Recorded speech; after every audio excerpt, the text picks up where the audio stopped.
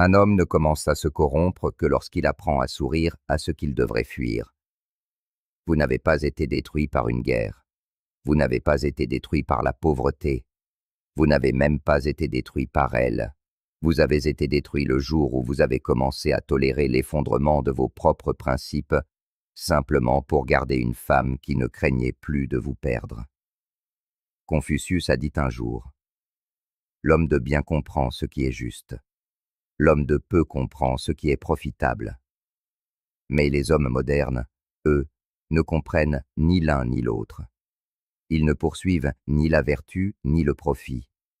Ils poursuivent le chaos, avec du parfum sur son cou et de l'orgueil dans sa voix. Ils appellent cela l'amour, mais Confucius appellerait cela la mort de l'État. Il n'était pas un coach en relation. Il ne parlait pas en tweet. C'était un homme qui savait qu'un foyer brisé engendre une nation brisée, et que le foyer commence par le silence d'un homme face au désordre féminin. Vous pensez avoir été patient. Vous pensez avoir été aimant. Mais en réalité, vous avez eu peur. Peur de partir, peur de guider, peur d'admettre que la femme que vous aimez n'a aucune discipline.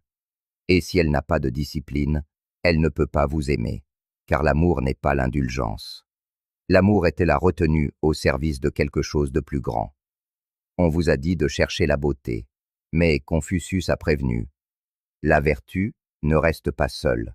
Celui qui la pratique aura des voisins. La femme sans discipline n'a pas de voisins, seulement des victimes. Elle exige, mais ne contribue pas. Elle accuse, mais ne s'examine jamais. Elle s'épanouit là où aucune attente n'est fixée, et plus vous la laissez rester, plus elle détruit l'homme que vous étiez censé devenir. Ce qui la rend dangereuse, ce n'est pas sa féminité. C'est son immunité face aux conséquences. Ce n'est pas son corps. C'est son allergie à la correction. Ce n'est pas son indépendance. C'est son hostilité à l'ordre.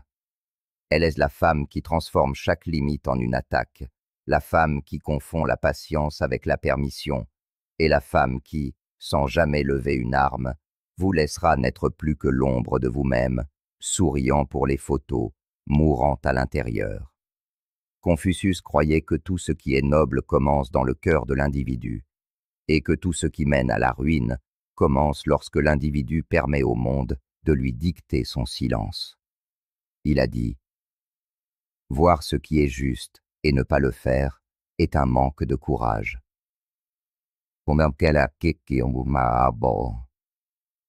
Alors laissez-moi vous demander, frère, quand elle vous a crié dessus en public et que vous n'avez rien dit, était-ce de l'amour ou de la lâcheté? Quand elle s'est habillée comme la luxure, en appelant cela l'émancipation, et que vous avez ravalé votre instinct, était-ce du soutien ou une capitulation? Il y a une femme que chaque homme devrait craindre, et elle ne vient pas avec une étiquette d'avertissement. Elle vient avec une beauté si assourdissante qu'elle noie votre logique. Elle vient avec un traumatisme déguisé en personnalité. Elle vient avec des larmes qui ne cessent jamais, et une empathie qui ne naît jamais. Et par-dessus tout, elle vient avec le don de vous faire sentir comme le méchant, alors que tout ce que vous avez fait, c'est lui demander de grandir. C'est cette femme que Confucius craignait, non parce qu'elle était mauvaise, mais parce qu'elle était intouchable. Intouchable par la culture, intouchable par les principes, intouchable par les hommes qui croient encore en la paix. On ne la corrige pas, on la célèbre. Elle n'est pas responsable. Elle est libre. Elle n'est pas dangereuse comme un serpent. Elle est dangereuse comme un miroir, car lorsque vous la regardez enfin clairement, vous voyez qui vous êtes devenu pour la garder. Et cela, dirait Confucius, n'est pas de l'amour. C'est le déclin de l'esprit masculin, déguisé en engagement. Il y a une étrange forme d'érosion qui se produit chez les hommes. Elle ne gronde pas comme un tremblement de terre. Elle goutte comme une fuite d'eau, petit à petit, instant après instant, jusqu'à ce que l'homme qui marchait jadis comme un lion se déplace maintenant sur la pointe des pieds, tel un locataire dans son propre royaume. Confucius a prévenu. Celui qui n'examine pas les fondations aura des problèmes avec la structure. Mais sur quelle fondation l'homme moderne construit-il aujourd'hui? La tension, la luxure, la loyauté temporaire, une capture d'écran de bonheur qui cache 1000 humiliations silencieuses. Il construit sur l'émotion sans vérifier la discipline. Il construit sur la passion sans principe, puis il pleure quand toute la structure s'effondre, ne sachant pas qu'elle n'a jamais été conçue pour tenir. Vous pensiez que la femme qui vous excite devait être la bonne. Vous avez confondu la montée du chaos avec le pool du destin, mais voici la vérité. La femme qui ne peut se réguler elle-même finira par vous réguler. Non par l'amour, non par la sagesse, mais par la peur, la culpabilité et l'épuisement. Elle vous videra heure après heure, et quand vous serez vide, elle dira que vous avez changé. Confucius enseignait que l'homme supérieur se cultive lui-même au nom de la vertu, non pour l'approbation. Il se lève tôt pour discipliner son cœur, non pour gagner des applaudissements. Il ne parle pas pour être entendu, mais pour préserver l'harmonie. Alors demandez-vous, qu'a fait votre quête des femmes modernes à votre harmonie? Quand votre foyer est-il devenu un tribunal? Quand votre voix a-t-elle commencé à trembler avant même que vous ne parliez? Il n'y a pas de paix avec une femme qui déteste la paix, et beaucoup, aujourd'hui, ne sont pas en guerre contre vous. Elles sont en guerre contre le silence, contre le calme, contre les principes. Si la honte ne peut l'atteindre, elle n'est pas prête pour l'amour. Confucius était clair. Le commencement de la sagesse est d'appeler les choses par leur nom propre. Cessez d'appeler le dysfonctionnement passion. Cessez d'appeler la rébellion confiance. Cessez d'appeler votre abandon de soi un compromis. La femme que chaque homme devrait craindre n'est pas celle qui le trompe. C'est celle qui n'a besoin d'aucune raison pour se sentir au-dessus de toute correction. Elle est allergique au leadership, mais dépendante du contrôle. Elle vous traitera d'insécure pour avoir des principes, de faible pour avoir des sentiments et de toxique pour avoir des attentes. Mais, frères, les attentes ne sont pas de l'oppression. Elles sont une architecture. Elles sont les piliers qui protègent votre esprit de la tempête de sa volatilité émotionnelle. Et si vous ne fixez pas les règles, elle le fera. Et ces règles sont simples. Soit elle gagne, soit vous êtes le méchant. Il n'y a que ces deux issues. Soit vous cédez pour qu'elle garde le sourire, soit vous tenez bon et vous êtes diabolisé. Il n'y a pas de troisième porte quand vous êtes avec une femme qui croit que la responsabilité est un abus. Confucius n'a jamais dit que les femmes étaient des ennemis. Il a dit que le chaos l'était, et le chaos porte de nombreux visages, certains à couper le souffle. L'homme supérieur ne lui reproche pas d'être ce qu'elle est. Il se reproche à lui-même d'avoir attendu la paix d'une tempête. Vous ne pouvez pas enseigner à une femme qui n'a jamais appris à perdre. Et les hommes modernes sont si affamés de douceur qu'ils confondent la discipline avec la cruauté. Mais la véritable discipline féminine n'est pas la cruauté. C'est la forme la plus rare de l'amour. Le genre d'amour qui ne s'excuse pas de sa propre mauvaise journée. Le genre d'amour qui présente des excuses sans théâtralité. Le genre d'amour qui ne cherche pas une couronne, mais seulement la chance de protéger votre royaume. Pourtant, les hommes d'aujourd'hui épousent des reines du désordre et s'attendent à ce que le palais reste debout. Ils confondent la critique avec la communication. Ils pensent que se faire crier dessus signifie être aimé passionnément. Non, mon frère, vous êtes simplement habitué à la guerre. Confucius ne voulait pas que vous soyez aimé passionnément. Il voulait que vous soyez aimé justement. L'homme moderne entre dans les relations comme un mendiant avec une couronne, de sang royal mais de mémoire pauvre. Il oublie qui il est, ce qu'il vaut, et pire, ce qu'il est censé protéger. Confucius enseignait que le premier devoir d'un homme est envers lui-même, non par ego, mais par alignement. Être capable de pratiquer 5 choses partout sous le ciel, dit-il, constitue la vertu parfaite, la gravité, la générosité de l'âme, la sincérité, le sérieux et la bonté. Bon,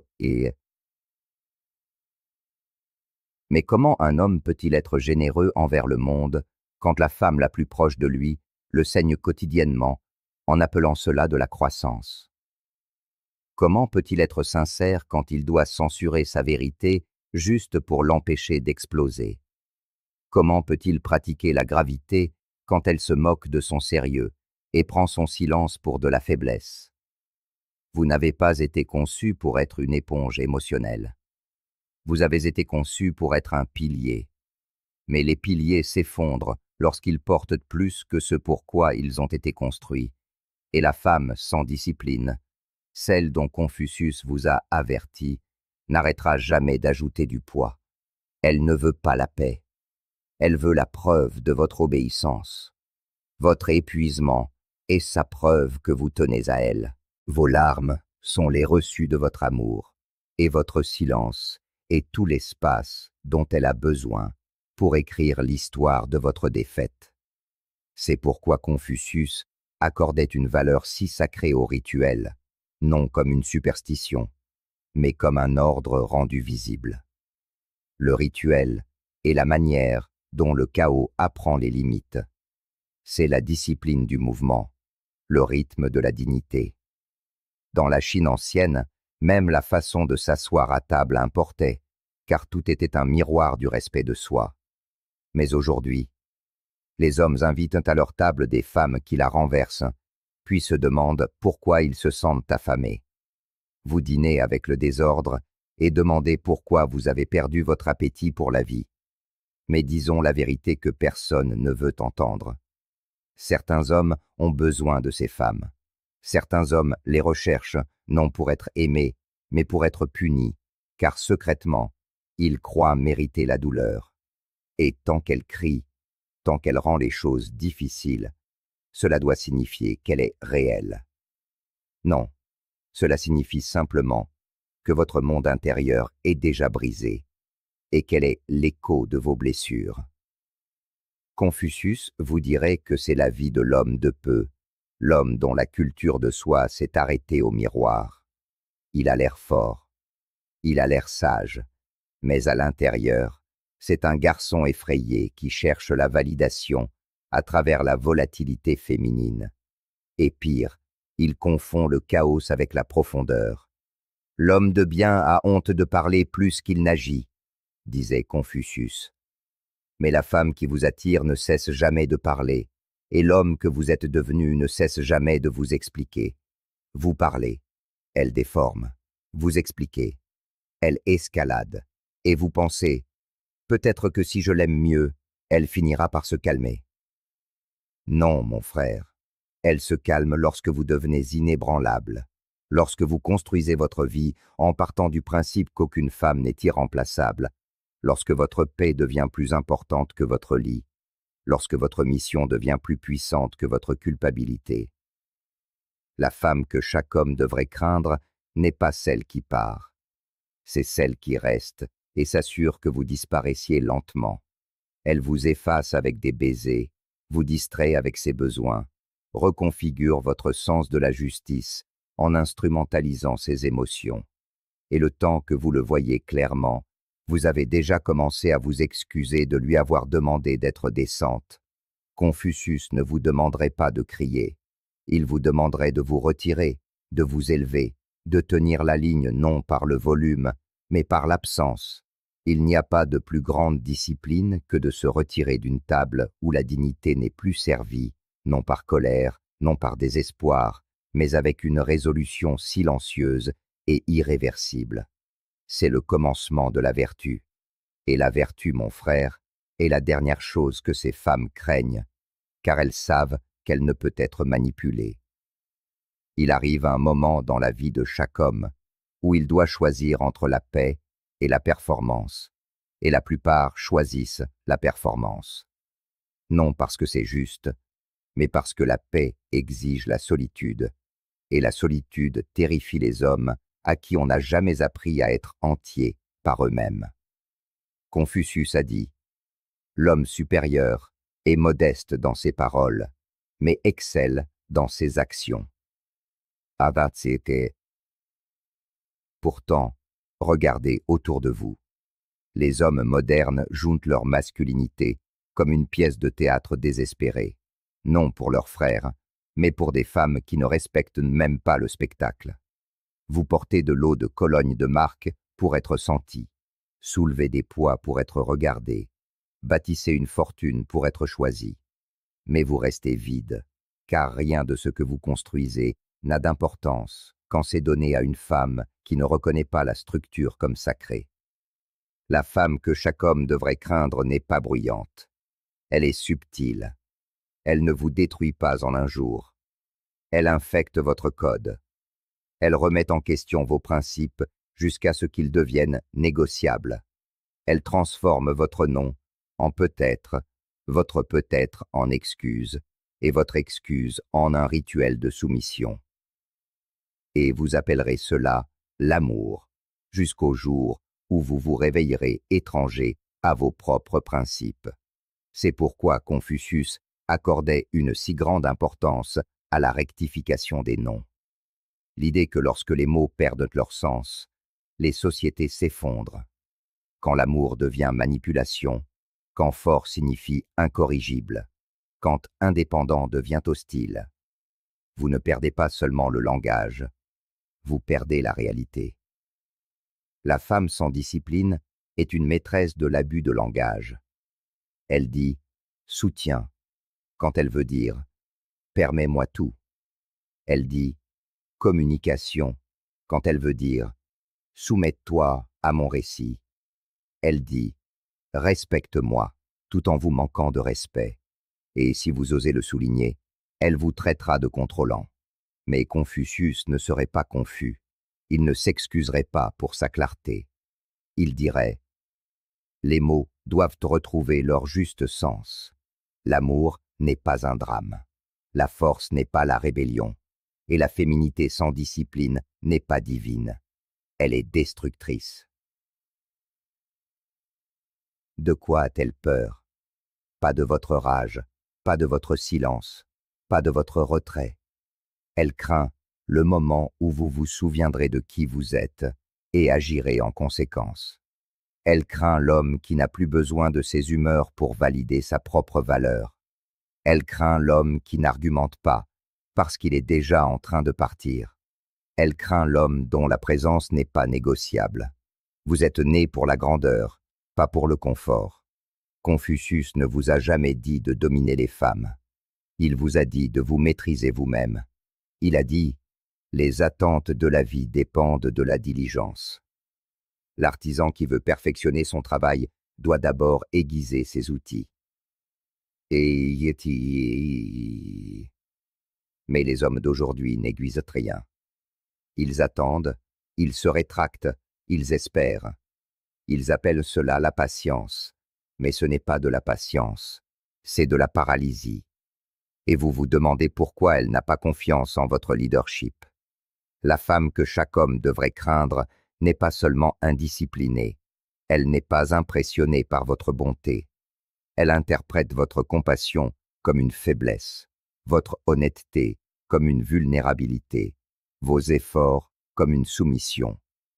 Et elle n'arrêtera pas tant que vous ne serez pas d'accord avec sa conviction tacite que vous avez été conçu pour servir ses émotions.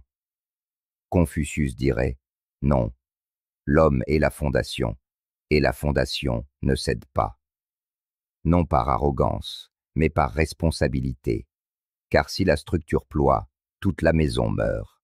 Et un homme qui laisse le chaos définir l'atmosphère de son foyer se retrouvera bientôt à prier pour la paix dans un temple qu'il a autrefois gouverné. Alors, cessez de prier pour qu'elle change. Commencez à vous souvenir de qui vous étiez avant de vous oublier pour la garder intéressée. Commencez à devenir un homme dont l'énergie exige la discipline, non par les mots, mais par la présence. La femme qui craint la discipline est la femme à qui on n'a jamais demandé de grandir, et si vous lui permettez de rester la même, vous ne l'aimez pas. Vous encouragez sa stagnation et vous appelez cela de la romance. Un homme ne se noie pas dans l'océan. Il se noie quand il oublie comment nager. Et la plupart des hommes modernes sombrent dans leurs relations, non parce que les femmes sont dangereuses, mais parce qu'ils n'ont jamais appris à respirer dans le chaos sans appeler cela de l'amour. Confucius ne supplierait jamais une femme de le comprendre. Il façonnerait le monde par l'exemple, pas par l'explication. Il a dit « Les attentes d'un homme noble reposent sur lui-même. Les attentes d'un homme de peu reposent sur les autres. » Pourtant, aujourd'hui, on enseigne aux hommes que fixer des normes est oppressif et que se plier au dysfonctionnement est une preuve de maturité. Alors, soyons brutalement honnêtes. On ne vous a jamais appris à évaluer une femme. On vous a appris à l'attirer. On vous a appris à lui envoyer des messages, à la complimenter, à lui plaire, à la séduire. Mais on ne vous a jamais appris à tester son esprit, à observer comment elle réagit au refus, à observer comment elle gère l'ennui, à mesurer sa discipline quand personne ne la regarde. Et donc, vous avez choisi des femmes qui jouaient bien leur rôle, mais qui manquaient de formation. La formation n'est pas le charme. Ce n'est pas le charisme. Ce n'est même pas la beauté. C'est l'infrastructure invisible d'une âme qui comprend l'ordre, qui respecte les frontières invisibles du temps, du ton, du moment, de l'attention. Mais la femme que chaque homme devrait craindre n'a pas de formation. Elle est belle, oui, mais elle est informe. Elle s'adapte à ce que vous voulez jusqu'à ce que cela l'ennuie. Puis elle se reforme en une nouvelle performance pour l'homme suivant. Et ce qui la rend dangereuse n'est pas seulement ce qu'elle vous fait, c'est ce qu'elle fait de vous. Vous devenez réactif. Vous vous excusez pour votre masculinité. Vous retardez votre mission. Vous modérez votre vérité. Vous échangez votre but contre son confort, jusqu'à ce que vous ne construisiez plus. Vous gérez. Vous gérez ses humeurs. Vous gérez ses plaintes. Vous gérez vos mots comme un négociateur d'otages, priant pour que votre prochaine phrase ne déclenche pas une autre crise. Et lentement, votre confiance devient elle aussi une performance. Confucius a prévenu que lorsque l'ordre est perdu, le chaos ne criera pas. Il séduira. Il viendra avec des rires et des cadeaux. Il viendra avec des larmes et de la tendresse. Mais le test n'a jamais été la façon dont elle vous traite quand vous lui plaisez. Le test est la façon dont elle vous respecte quand vous lui refusez quelque chose. Si elle ne peut pas perdre une dispute sans vous punir, si elle ne peut pas accepter la correction sans attaquer votre ton, si elle ne peut pas s'asseoir dans le calme sans avoir besoin d'attention, elle n'est pas prête pour vous. Parce qu'une femme qui craint la discipline mènera toujours une guerre contre votre paix. Et c'est la guerre que les hommes modernes sont en train de perdre. Non pas contre les femmes, mais contre leur propre peur d'être seuls avec leurs principes. Confucius croyait qu'avant de façonner le monde, il faut se façonner soi-même. Avant de demander la paix, il faut la devenir. Et avant de laisser une femme entrer dans votre vie, elle doit d'abord être capable de vivre sous le poids de vos valeurs sans s'effondrer. Mais si vos valeurs sont flexibles, si vos limites sont négociables, si votre paix est à vendre, alors vous n'attirerez pas une partenaire, mais une comédienne. Et au moment où vous cesserez d'applaudir, elle partira, non parce que vous l'avez déçue, mais parce que vous vous êtes enfin réveillé. Se réveiller n'est pas un moment, c'est une décision, une révolte, une déclaration. Je ne financerai plus le désordre avec mon temps. Je ne confondrai plus l'accès avec l'intimité. Je ne confondrai plus le bruit émotionnel avec la profondeur.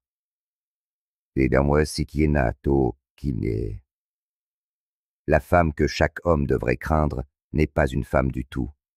C'est un test, un miroir vivant de votre respect de vous-même. Et si vous ne parvenez pas à vous éloigner d'elle, ce n'est pas à elle que vous faites défaut. C'est à votre propre destinée.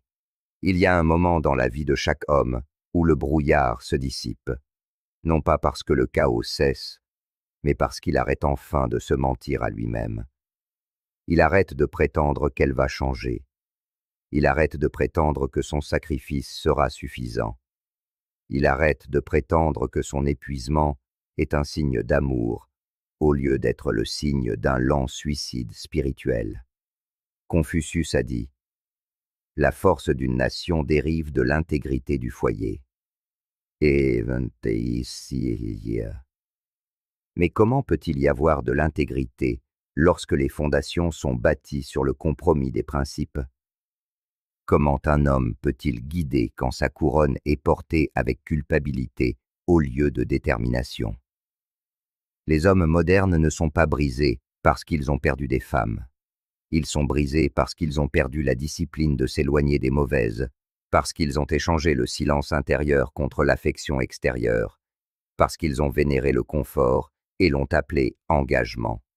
Et maintenant, ils dorment à côté de femmes qui ne les respectent pas, travaillent pour des avenirs qui ne leur appartiennent pas, et s'excusent pour des instincts qui leur ont été donnés par la nature, aiguisés par l'histoire et abandonnés par la culture. Mais voici la vérité que Confucius vous murmurerait s'il était assis à côté de vous aujourd'hui. Vous n'êtes pas ici pour être aimé. Vous êtes ici pour devenir inébranlable. Et ce genre d'homme ne poursuit pas le chaos sous forme de courbes. Il ne bâtit pas de château sur un sol instable. Il n'échange pas sa mission contre ses humeurs. Il l'observe avant de l'aimer. Il regarde comment elle s'adresse au serveur. Il écoute comment elle parle de son père. Il est attentif lorsqu'elle est en colère. Et si ce qu'il voit manque de cohérence, de gratitude, de patience ou de décence, il s'en va. Non par haine, mais par alignement. Car aucune beauté ne justifie de dormir aux côtés d'une tempête contre laquelle on vous avait mis en garde. Et c'est bien cela que ce récit représente, mon frère. C'est un avertissement, non pas de ma part, mais d'un esprit ancien dont les enseignements ont survécu aux empires. Confucius n'était pas un moine reclus dans une grotte. C'était un homme qui, face au chaos, a déclaré « L'ordre n'est pas un rêve, c'est une décision. Vous devez décider, non pas qui aimer, mais quoi protéger, votre paix, votre rythme, votre voix, votre clarté masculine sacrée. Car en fin de compte, il n'existe que deux types de femmes. Celle qui respecte vos valeurs et bâtit à vos côtés, et celle qui déforme vos valeurs et vous brise lentement. La première exige de la patience, du leadership et de la clarté. La seconde exige seulement que vous restiez faible. Alors, si vous attendiez un signe, le voici. Si vous doutiez de vous parce qu'elle jugeait vos exigences trop élevées, voici votre confirmation. Si vous vous excusiez constamment juste pour l'empêcher d'exploser, voici votre émancipation. C'en est fini. Fini d'applaudir le dysfonctionnement. Fini de négocier avec l'instabilité. Fini de confondre la féminité avec une exemption de toute responsabilité. Et fini de vous rabaisser pour préserver la paix dans une guerre qu'elle a elle-même déclenchée. L'homme auquel croyait Confucius, l'homme supérieur, n'est pas rare parce qu'il est parfait. Il est rare parce qu'il refuse de trahir son propre ordre intérieur. Soyez cet homme. Et si ce message a transpercé votre âme comme une lame de vérité, partagez-le. Car quelque part, un autre homme dort encore aux côtés de la tempête, même à laquelle vous venez d'échapper. Aimez, partagez, abonnez-vous. Et si vous croyez que ce message doit atteindre davantage d'hommes, soutenez via le lien dans la description. Non pas pour moi, mais pour chaque homme qui se noie encore en silence, se demandant s'il est le seul. Ce n'est pas le cas. Et maintenant, il le saura.